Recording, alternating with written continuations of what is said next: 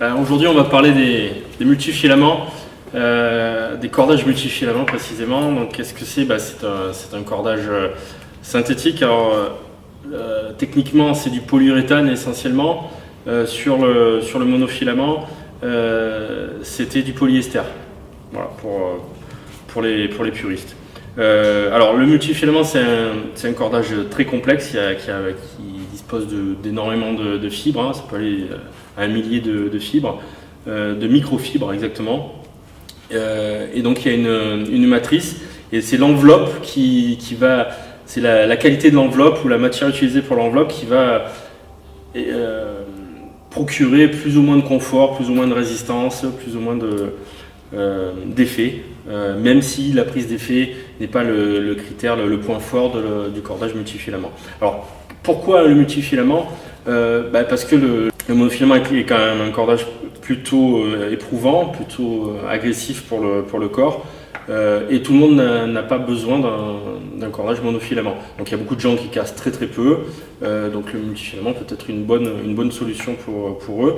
La durée de vie aussi est importante. Le multifilament, contrairement au mono, on n'est pas obligé de le casser, il n'y a pas une limite d'utilisation, on le change uniquement quand il casse. Donc ça paraît tout bête, mais c'est important. Donc même si on a une raquette dans un sac pendant une année, on peut le reprendre et il aura ses qualités qui n'auront quasiment pas changé. Voilà. Donc on parle aussi de tenue de tension. Alors on disait pour les monofilaments que la tension il pouvait y avoir une perte de tension. De plus en plus ce n'est plus le cas. C'est pareil pour les multifilaments. Il y a eu un énorme effort de fait sur les multis pour permettre d'avoir une perte de tension de moins en moins importante, et ça c'est aussi c'est non négligeable, et ça permet de prolonger la durée de vie du cordage de façon importante. C'est vrai que le prix est différent aussi. Donc pour le monofilament, il y avait une dimension économique, puisqu'on partait du cordage boyau qui était quand même très onéreux. On est arrivé à un monofilament avec des cordages à moins de 10 € non posés, donc c'est quand même intéressant au niveau du prix. Sur le multifilament, on est sur des prix plus élevés, on est entre les deux, on est autour de 15-20 € pour les bons multifilaments, on est autour de 15-20 € le cordage, et c'est quand même un élément à prendre en compte, puisque si on ne casse jamais, ça vaut peut-être le coup d'y mettre 25 € une fois, et puis on est tranquille pendant de nombreux mois. Donc le gros point fort du multifilament, c'est ce confort. C'est non traumatisant, ça peut prévenir ou même guérir des tennis elbow. Alors on parle de tennis elbow sur l'épicondylite, sur l'externe, on parle de golf elbow à l'intérieur du bras. Et c'est pas forcément en jouant au golf, ça peut être en jouant au tennis. C'est deux douleurs différentes et deux tendinopathies différentes. Donc le multifilament dans son ensemble, alors il y a tous les prix. Donc les marques renommées ne sont pas forcément les mêmes que sur les monofilaments. Donc déjà il y a beaucoup moins de marques sur le marché. Le multifilament, le leader incontesté, c'est Technifibre.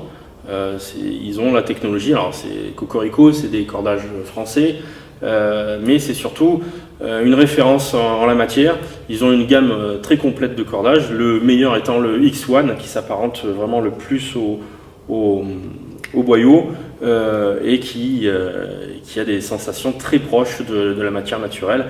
Donc voilà, le X1 très bien. Et ensuite ils ont une palette de cordages en fonction des besoins, en fonction de la résistance, en fonction des effets proposés. Voilà, donc une marque intéressante au niveau des multifilaments. Après il y a des références incontestées dans le multifilament. Chez Wilson, on a le Wilson Sensation qui est un rapport qualité-prix très bon. Par contre, il y a une perte de tension un peu plus importante. Donc une référence, un des plus utilisés sur le marché, et également le Rip Control de chez Ed. Donc il y a un petit peu les mêmes avantages et les mêmes inconvénients que le Sensation, qui lui, pour les techniciens, est un peu plus difficile à accorder, puisqu'il est assez rugueux. et il marque assez vite. Voilà, donc à retenir. Donc dans les petits bémols qu'on peut noter sur le multifilament, c'est quand même beaucoup plus fragile que le monofilament en règle générale, et donc une prise d'effet excessive, un rythme intensif peut contraindre à ne pas utiliser ce type de cordage, ou peut ne pas être adapté. Ou alors l'inconvénient, c'est à ce moment-là de faire exploser son budget, puisque si on casse toutes les 3-4 heures de jeu, le critère économique peut être important, surtout pour les jeunes qui sont souvent ceux qui jouent le plus, entre la tranche d'âge entre 18 et 25 ans. Donc un paramètre à prendre en compte également. Inconvénient aussi, alors souvent les prix, justement pour les gros casseurs, pour ceux qui jouent de manière intensive, on a la possibilité d'avoir des bobines. Donc tout à l'heure on a parlé du Wilson Sensation, il existe en bobine, donc c'est un gros plus, c'est un gros plus, et c'est surtout la raison principale de son succès, c'est qu'il existe, et du coup en termes économiques ça peut être intéressant. Chez Ed, on peut trouver le Velocity MLT, qui est dans la même catégorie, un peu plus haut de gamme que le Rip Control. Alors le Rip Control, vous l'avez ici, donc on en a parlé, qui a un effet marbré. Voilà. Après en garniture, on peut parler du Prince Premier. Donc ils ont 3 catégories: contrôle, puissance, toucher.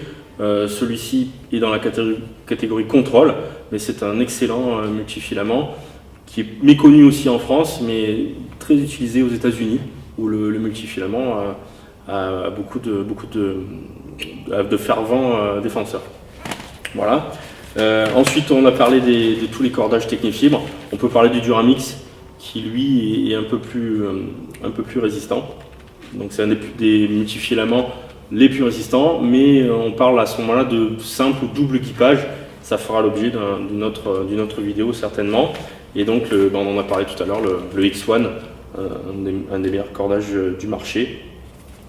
Alors la tendance, comme sur le mono, c'est de pouvoir récupérer les critères techniques du monofilament, de rendre de la résistance et de la puissance sur les multifilaments pour arriver à, comme le cordage origine, on ne peut pas dire que ce soit un monofilament, on ne peut pas dire que ce soit un multifilament de chez Babolat.